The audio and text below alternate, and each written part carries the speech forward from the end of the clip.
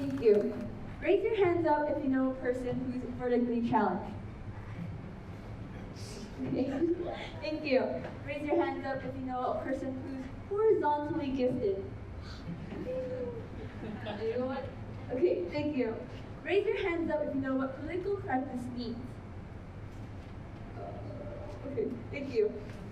Political correctness is a term often associated with kindness. No, what I meant to say was political correctness is a term often associated with society's intolerance. Its inability to take offensive remarks because it hurts their quote-unquote feelings. Going back to my introduction from before, I had just told you to raise your hands up if you knew anyone who was fat or short in a very subtle way. Yes, ladies and gentlemen, being PC is like a sleight of hand, but of course with words. Being PC is an ideal forced upon society in order to be considered kind, to be considered humane. But what about the essence of free speech from the First Amendment? Political correctness opposes people's rights to free speech, constricting not only their voices but also their language. But where did PC come from? What's its origin story?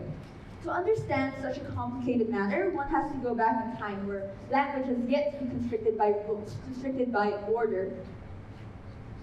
Political correctness is an idea formed by the Marxist-Leninists describing the policies and the principles of the Communist Party of the Soviet Union. Political correctness is being popularized during the 1970s and is a term that is ripped off of communist legacies, a parody, if you will. Social advocates, especially during this time, would come and go using this word as to describe new social movements, describe new social events, but they don't even know where the word had derived from. They don't know that the word had derived from a history of communism. Georg Lucas is the man who created a legacy drowned in Marxist ideas. But his existence, of course, retains the beginning or the start of being PC. What's so interesting about this one guy is that he attended school. Yes, everyone, he is very smart. He attended a school called Frankfurt University, where they talked mostly about politics, about how capitalism is making everyone feel economically distressed, and how the Western culture is making everyone feel psychologically distressed. His argument was that the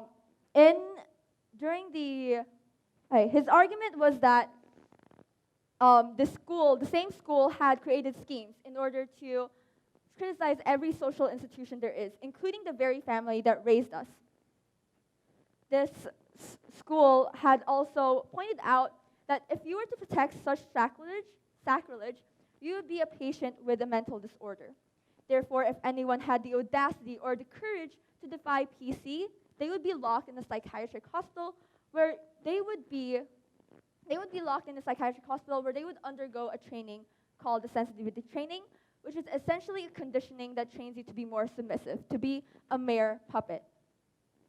This is political correctness. This is the PC that we have come and used for so many generations.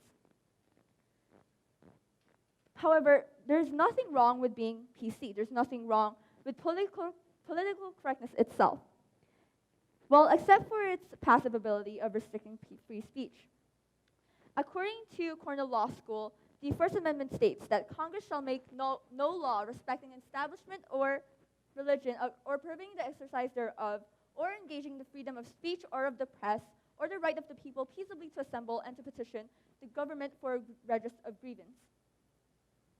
The very definition of political correctness goes against the law. Furthermore, political correctness also is based on the belief that language can be offensive. Language can hurt specific individuals' insecurities and weaknesses. And because of this, to limit those remarks, to limit the offensive remarks being made to those people, PC needs to be a facilitator of that. One may think that being PC is a way to be kind to people, is a way to treat people as human beings, to treat as equal human beings.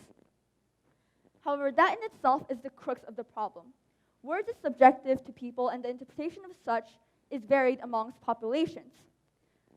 There is no such saying whether or not a word is offensive objectively. According to Google, there's 7.53 billion people in the world, that has different meanings of one single word. Political correctness also puts boundaries on the very words we wish to speak. This made people like Donald Trump exist. I am no former way questioning how Donald Trump runs his office. I am merely pointing out that he uses political correctness as a shield to say outrageous remarks. For example, during the Republican debate of 2016, he had called women fat pigs, and when he was asked to remark about it, his response was this very sentence. He has no time for political correctness. And if you were asked to challenge him upon it, he would merely say that you are restricting his free speech. But people voted for him. People voted for him because of his insulting remarks. How ironic is that more than half of his voters were women themselves. Why did they vote? Why did they vote? Why did they vote for someone who is very controversial, like Donald Trump? Well, it's because they're frustrated of being restricted. They want to be free. They want to talk how Donald Trump would like to talk. Because of this, American society previews Trump as a hero of American culture because he's bringing a change to it. The very existence of political correctness is a double-edged sword that could kill or heal the American society. By saying this, I mean that both sides of the political spectrum is misusing this word, both the extremist lefts and the biased rights. The lefts would use this to essentially tell people to limit their words, to limit the offensive language they're going to tell to their peers and their friends. For example, in universities and colleges, they would have these stands and discussions about why you should limit your offensive language, when the very point of going to college is to find who you are as an individual, who you are as a human being.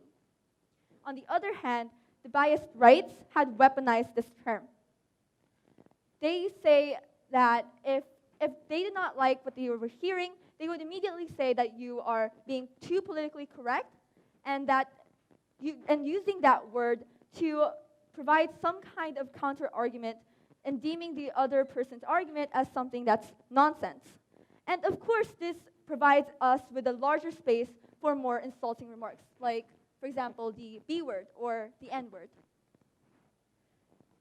This is true, and I must admit to that. However, in no way or form am I advocating for a stop in political correctness. There's still some truth in keeping political correctness, like keeping people like Trump in check. I am merely pointing out that society is now being too politically correct that we're hindering effectiveness. Stephen Fry, a renowned actor, writer, and activist, had said in his argument that political correctness really, apart from the fact that it's po-faced, sanctimonious, self-righteous occasionally, is that it's not effective. He also mentions that one of the greatest human failings is to be correct, and how political correctness promotes the idea of correctness instead of effectiveness. For example, during 2014, there was a hashtag Gamergate movement that was specifically targeted towards the girl gamer community. The idea of this campaign is to essentially direct their threats and harassment towards the girl gamer community, calling them social justice warriors. Now, to me, this specific campaign is a proof of how the gamer community is now being too agitated, too alerted, too alarmed about how girls are having that power, having that influence within the gaming world.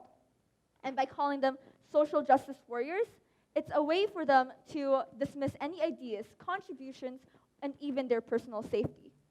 This is an example of how political correctness can hinder effectiveness. Now, this is just one example. Other people are too hung up on the fact that what they're saying is politically correct or not. Therefore, they would start wasting time deliberating and worrying if what they're saying is hurting other people. But because of that, they are wasting precious time for their own productivity. Political correctness limits the growth and the development of our society. The one word you say is the one thing that would improve them for the future. Political correctness hides the truth from being released. yet that one truth that you might say would stick to them for the better of the future. This is why political correctness must be at least to the point limited, to the point where it at least does not hinder effectiveness. Thank you.